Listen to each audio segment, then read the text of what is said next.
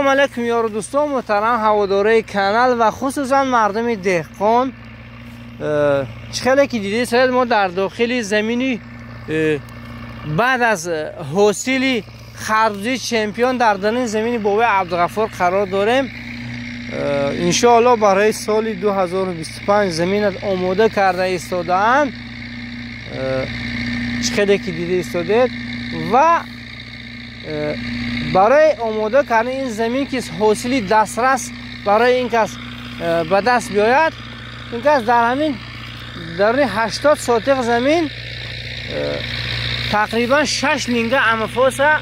چوشیدگی هستند که تا اینکه حاصل خوب دسترس کنند. دوستان عزیزی ما فهمیدید؟ تا اینکه حاصل نقص به دست بیاد همه خیلی دهقانای اصیل خدمت میکنند و با ما اینا فایده هاش از خود دهقان میپرسیم که چی فایده ها دارد یا اینکه چی فایده ها رو از همین زمین دیدم. مثلا خود ما صاحب زمین هستیم، ما خیلی هیچی نمیپوشیم در زمین، همین خیلی شدگار میگیم. اگر پلمی خاکستر میگن چی داشته باشه میریزیم جفت میکنیم. اما همین بابا عبدالغفار طول چندین سال است در همین زمین، سال دهم بود امسال خربزه کارده آماده ایستادن. خدا خواهد برای سال 11مش اگر عمر باقی باشد، خدا خواهد آمادگی رو دیدی هستن که به امید که همین یک کمی هم باشد زمینشان از همین زمین ثمرناک استفاده برده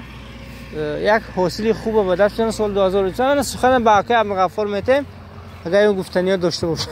یکون خیلی کنسولتاسیون برای دهقانا باشه. کانال مخلصان کانال بابای محمد جان، من امروز ما برای سال 2025 برای سال زمین خود را شدگار ترماهی کارسادیم، آمادگی دیستادیم برای سال 2025 خربزه چمپیون در این زمین کاریدیم. شما میبینید ما از شدگار کارسادیم زمین امروز 4 نوامبر. زمین ما باید با کم از 4 ماه دم گیرد. زمین دارو ریختگی نه اما پوست استفاده نه همه اما پوست برای سال بسیار دهقانا همین اول بار میتوشد دیگه نه. هم خیلی من در بسیار جا دیدم برای سال همین زمین برای سال همین جمهورک راست میگنه در دیب جمهورک میتوشد خط میگنه خربزه میکنه و یکان خیلی فایدهش نیست یکان خیلی باید اما پوست اطرابات کشودین. اگر با متخصصای زور باشن، من متخصص نیستم، میگم رو خواندگی نیستم، من تجربه دارم، تجربه کاری برای سال دارم، اما روی تجربه میگم برای سال همین چیز باید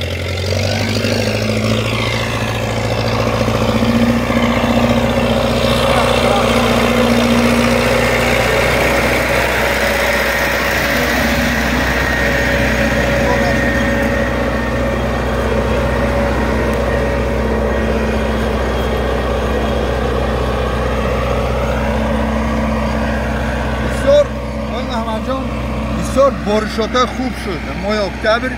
من در خاطر دارم یگان سالم که بارشات شدگی نبود. برای دهقانا و بعض دهقانا فایده دارد،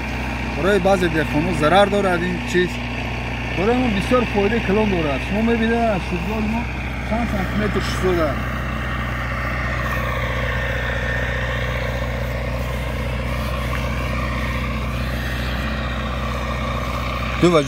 دو وجه یک وجه من تقریبا 20 سانتی متر 40 سانتی متر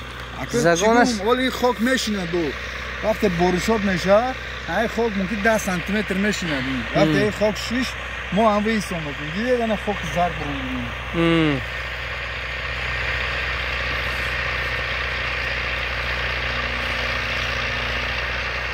دو وجه بسیار تراکتورها هست. برای سال تراکتورها بروندگی زمانوی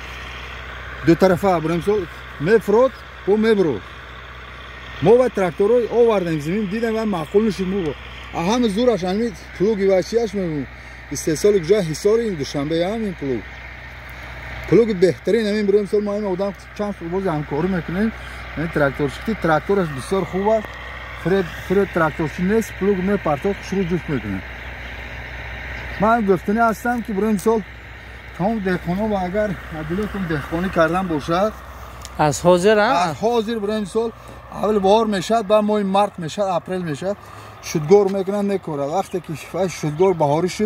زمین سخت میبود خاک ایکو خاک اطرابات که نمیشه خاک کاوک باید ایستو وقتی خاک اگر چیگو میجپد و بارون میزند سرز میجپد و ریشه کار نمیکنن میجپد یعنی که خم پس میشه نه خب خاک پس میشد میجپد ریشه چیکار نمیره مثلا این شودگاری ما اما فوس شودگی و بالاش بارون میزند با این نم ایکو پایین میکشه وقتی نم پایین کشید وقتی ما خربزی میکاریم بریم سال در 40 تا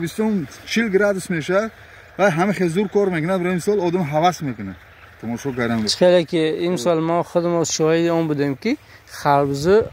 حالتی هممون نهال خربزه خیلی خوبه تا تیر ماه حتی حاصلش هم ادا شد و خربزه کبود ایستاد برگشت من گفتن هستم بریم سال ما همین خربزه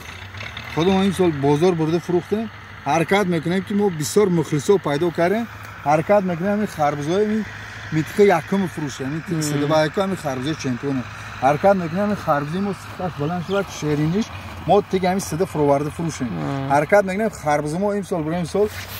آغاز باز تیار دیستادیم خربزه ما این سال این حرکت میکنیم که ما تخم سخت زور اطرابات کردگی این سال خواهد خربزه ما 20 کیلو میشه این سال ان شاء الله خدا خواهد 20 کیلو خربزه میکنیم پیشگویی نمیکنیم ان شاء الله هر چی حرکت میکنیم گوید تو اینکه همین چیز خوب کنه که حاصل خوب به دست بیاره همین کارا رو کردن در کودستا شما هم میتونید از حاضر از وقتی جفتی شودگاری تیرماهی به الان اگر دورو داشته باشد خیلی امفاز زنید اگر ما بوده نداشته باشد میتونید از پلمو همین چیزایی که در خانه است برآورده پوشیده تو اینکه همین زمین شما یک غذای خوب گیرده و برای شما یک حاصل خوب تیاد این بود برای شما کوتاه نوار کردیم از رفت شودگار ما این نوار برای چی کرده ایستادیم هم شخصیت های دهقان همین چیزا رو استفاده برن یک نمود کانسولتاسیه و اینچنین سال 2025 نیز ما با وی عبدالغفار همکاری میکنیم طرز شیناندن خربزه پرورشش اینچنین همین چیزا رو همیشه با دوباره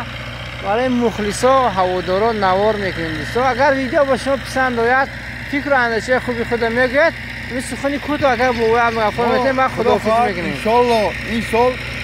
اصول نو بریم سال در همین زمین اصول نو استفاده میبریم اصول بریم سال جمهوری ازبکستان ما چند بار سفر کردیم دیدیم جزا بریم سال ما باید خود دیگه میکنیم چیش میکنیم طرز کاری دیگه میکنیم ما خدا خواهد اگر شود ما یک تاره میکنیم و یک تاره میگود ازبکو با ما نشون میدیم خدا خواهد سال 2025 اگر اون باقی باشد اگر ما شما نشون میدیم باقی سربلند خانه آباد باشه دوستان از ما ویدیو پسند آید حتما فکر اندیشه خوبی خود گذارید و شما تمنیات خوب را خواهان هستم